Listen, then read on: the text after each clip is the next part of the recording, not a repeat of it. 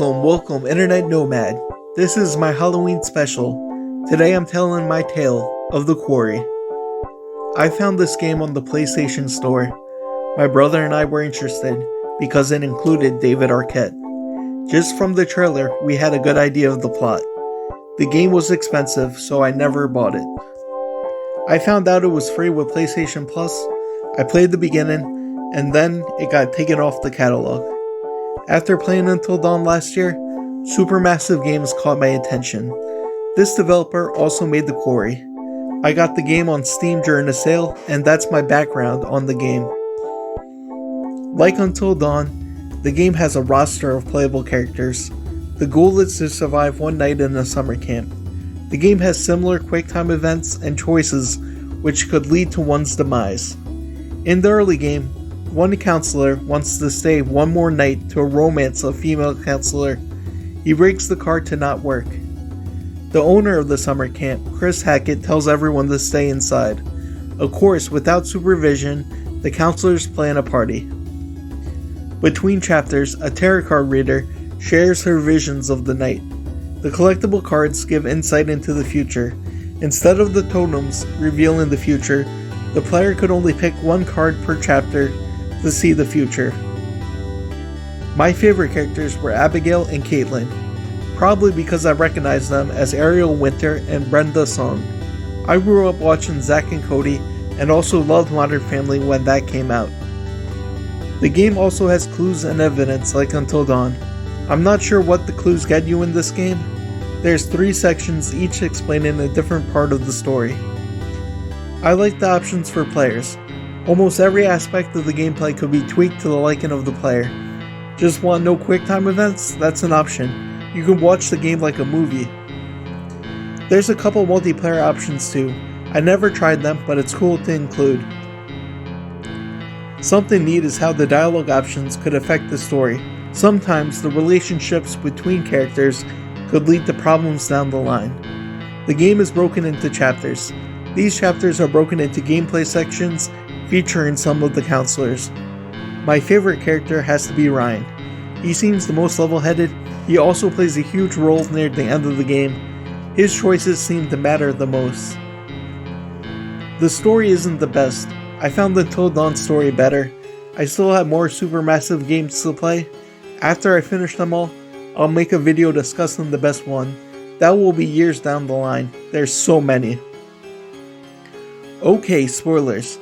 The game centers around a werewolf curse. The camp's owner is a werewolf. His family is trying to track down the werewolf that bit him and the other family members. The family hunting werewolves in the beginning is a misdirect.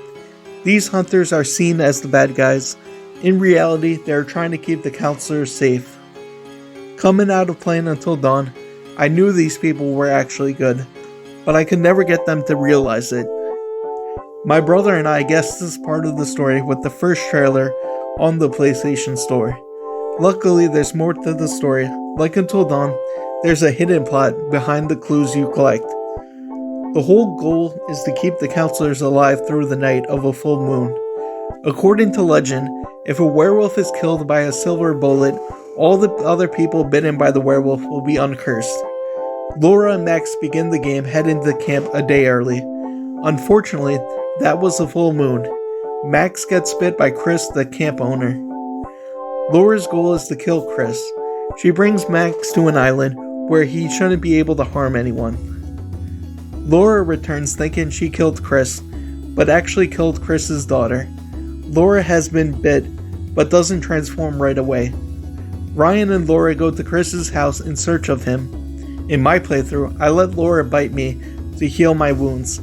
I find Chris and I shoot him. The family explains the original werewolf is still out there.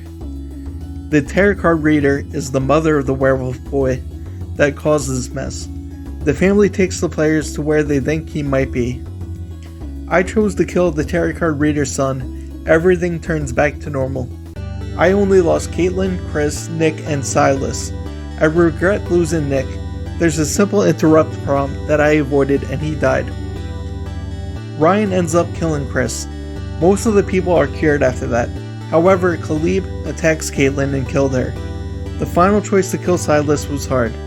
I knew the tarot card reader really wanted me not to. I wouldn't recommend the game at full price. Wait for a sale. It's a great game, don't get me wrong, but the story is a bit run-of-the-mill. The game is more about survival than an original story. I remember telling my brother the plot, and he was like, "That's this movie's plot." I decided to release this video on a full moon night in October. Be safe, fellow nomads. I love the end credits, where an episode of Bizarre Yet Bonafide plays. This is a podcast introduced early in the game. Ryan likes to listen to it. There's an urban legend about the camp. I want to watch this game play out with different choices, but my backlog of games is too great. I think I have 5 more supermassive games to play. I like how these games take the lore of monsters and create a story based on them. I wonder what other creatures and myths they cover in the main series called the Dark Pictures Anthology. This October I'm going to play the first one. I don't know when the game tale will be out. Well, farewell, fellow nomad.